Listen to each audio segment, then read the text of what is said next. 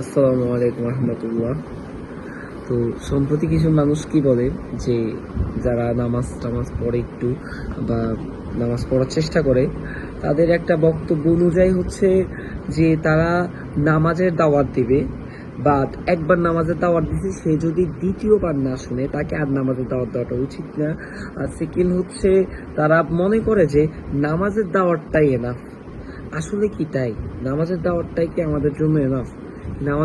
আমাদেরকে তো শুধু নামাজের দাওয়াত দিতে বলে না, বলছে আমরা মুসলমানের ভাই। মুসলমানের ভাই মানে কি? ভাই কোন দিক থেকে?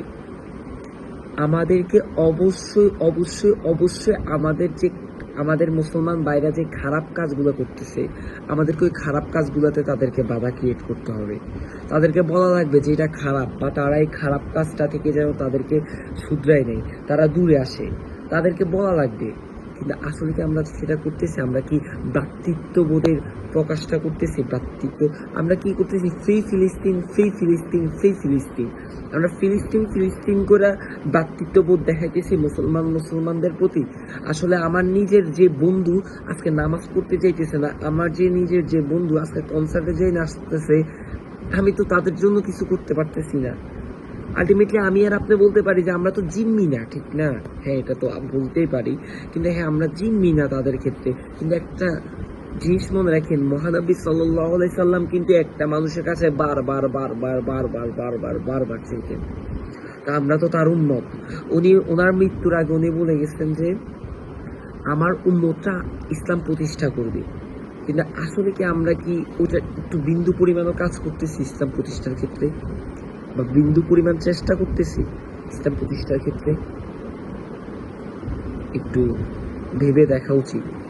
আর আমাদের যাদের এইসব ভ্রান্ত ধারণা আছে যে বারবার যাওয়া উচিত না, অপমানিত হন, বারবার যান, আপনার সওয়াব বেশি পাবেন ভাই। কিন্তু যাওয়াটা বন্ধ করিয়েন না, বলাটা বন্ধ করিয়েন না। আর শুধুমাত্র নামাজের জন্য দাওয়াত দেওয়াটাই যে দাওয়াত, এটা এমন কোনো কথা নাই। আপনি প্রতিটা ভালো কাজের জন্য এবং প্রতিটা মন্দ কাজের জন্য মানা করাটাও একটা দাওয়াত, বুঝছেন? শুধু ইসলামের জন্য দাওয়াত দিবেন আর নামাজের জন্য দাওয়াত দিবেন এমন কোনো কথা নাই।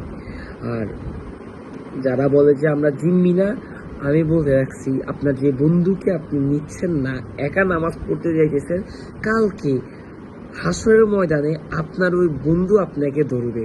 প্রস্তুত থাকেন ভাই। আসসালামু আলাইকুম।